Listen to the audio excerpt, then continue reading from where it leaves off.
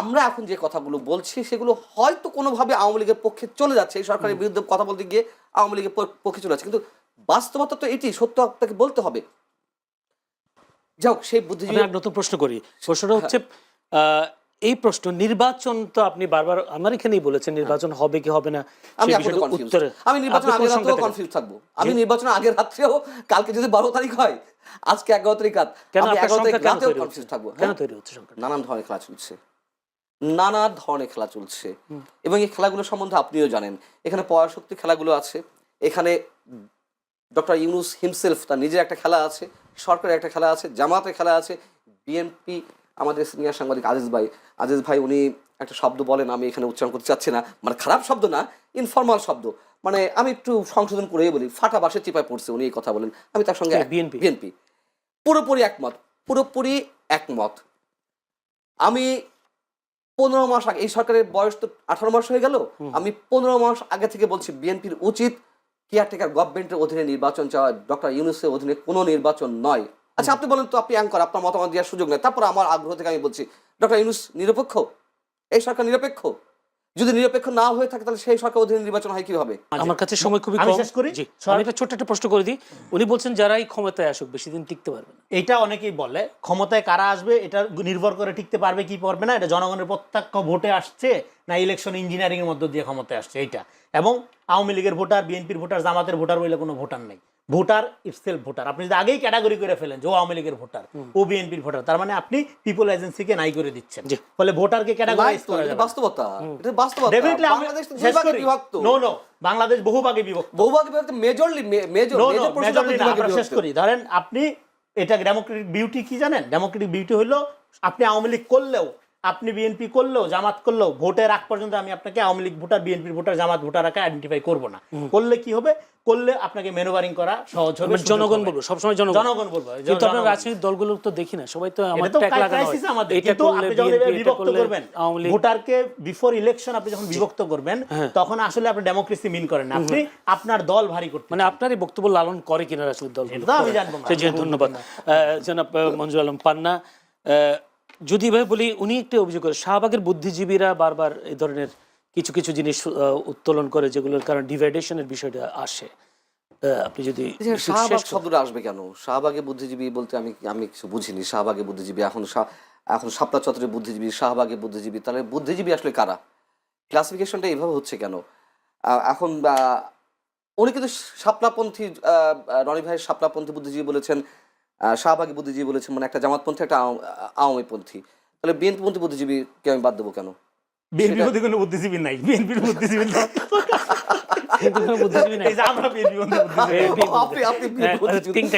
ঠিক আছে, আত্মশিক্ষিত বিএনপিপন্থী বুদ্ধিজীবী না, এটা একটু ক্লারিফিকেশন। বিএনপিপন্থী বুদ্ধিজীবী, কারণ বিএনপি কোনো ইডিওসেন্ট্রিক দল না।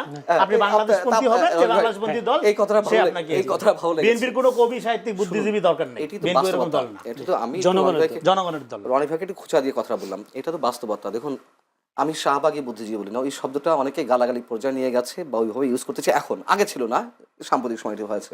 আমি তো শাহবাগে গেছি, আমি তো গণজাগরণ মঞ্চে গেছি, আমি তো যুদ্ধাপরাধীর বিচার চেয়েছি, আমি তো এই, আপনি কি ফাঁসি চাইছেন না বিচার চাইছেন? বিচার চেয়েছি, রাইট। আমি, এবং এই যে জুলাই আন্দোলন, এই জুলাই আন্দোলনের পক্ষে আমি ছিলাম না, বাট আওয়ামী লীগ সরকারের বিদায় হোক সেটি আমি চেয়েছি। এইভাবে মানে একেবারে নিজস্ব ডিজাইনে অন্য সবাইকে বাদ দিয়ে একতরফা একটা সোকল নির্বাচনের মাধ্যমে যুগের পর যুগ বা বছরের পর বছর ক্ষমতা, নিশ্চয়ই আমি সেটা চাইনি। সো শাহবাগে বলাতে আমি তুমুল আপত্তি জানাই। এখন বিষয় হচ্ছে যে, হ্যাঁ ঠিকই তো, সেই বুদ্ধিজীবীরা কোথায়? আওয়ামীপন্থী যে বুদ্ধিজীবীরা ছিল, যারা দিনদার 15.5 বছর মুক্তিযুদ্ধের কথা বলতে বলতে মুখে ফেনা তুলে ফেলেছেন, সেই বুদ্ধিজীবীরা কোথায়? লুকিয়ে আছে, পালিয়ে আছে? তাদের সপক্ষে যে যুক্তি দেওয়া হচ্ছে পেলে মেরে ফেলবে, হ্যাঁ এটা সত্য কথা, আমাদেরকেও তো পেলে মেরে ফেলে। আমরা তো একেবারে ওই যে আওয়ামী লীগের হালুয়া রুটি খাওয়ার সাংবাদিক তাও তো না, বা আওয়ামীপন্থী সাংবাদিক তাও তো না, কিন্তু তারপরে সত্য কথা বলার কারণে এখন মবের হুমকি দিচ্ছে, মেরে ফেলা হুমকি দিচ্ছে, জেলে নিয়ে যাওয়া হয় হয়তো। কিন্তু আমরা এখন যে কথাগুলো বলছি সেগুলো হয়তো কোনোভাবে আওয়ামী লীগের পক্ষে চলে যাচ্ছে, এই সরকারের বিরুদ্ধে কথা বলতে গিয়ে আওয়ামী লীগের পক্ষে চলে যাচ্ছে, কিন্তু বাস্তবতা তো এটি, সত্য আপনাকে বলতে হবে।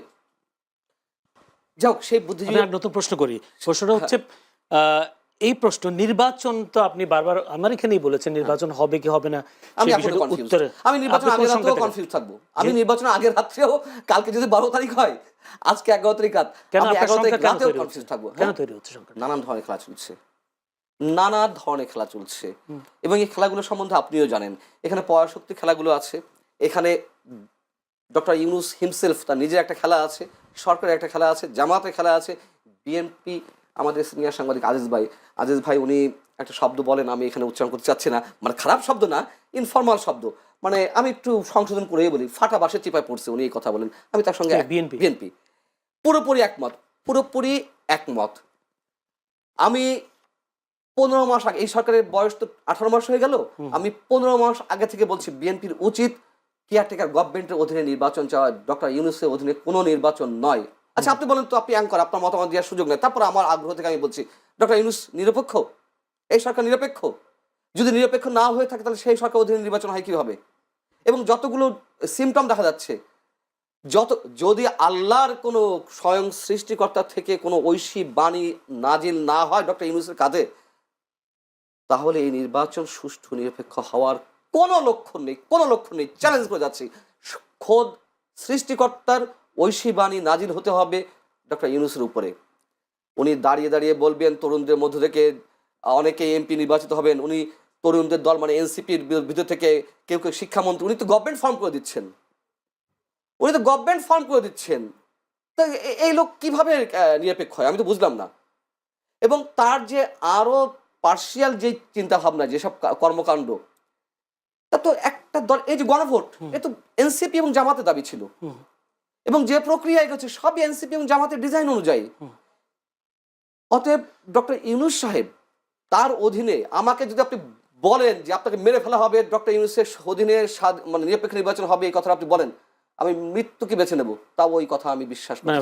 বিশ্বাস করেন? আমি একটা প্রশ্ন করি, গণভোটের বিষয়টা যেহেতু এসছে, গণভোট যদি জিতে জনগণের প্রথমে কি উপকার হবে, প্রথম একটা প্রশ্ন। দ্বিতীয় হচ্ছে যদি ভোট জিতে যায়, ডক্টর ইউনূসের সরকার কি দীর্ঘায়িত হওয়ার সম্ভাবনা আছে কিনা?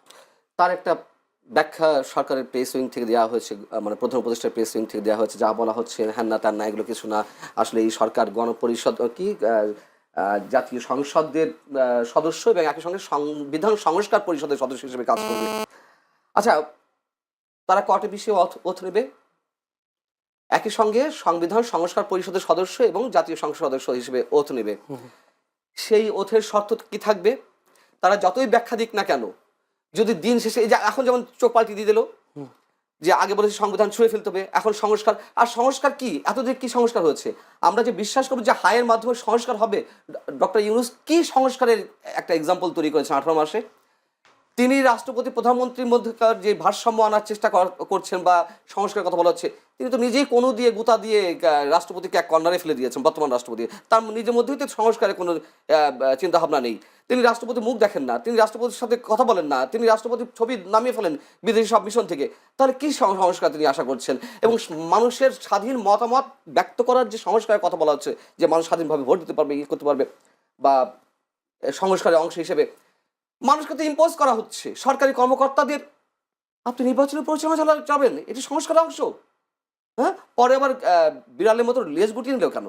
যখন নির্বাচন কমিশন বললো যে না, সরকারি কর্মকর্তা নির্বাচন পরিচালনা চালাতে পারবে না, তখন আবার কেন বাঘের হুঙ্কাটা মিউর মতো, মানে বিড়ালের মতো মিউ কণ্ঠ হয়ে গেল?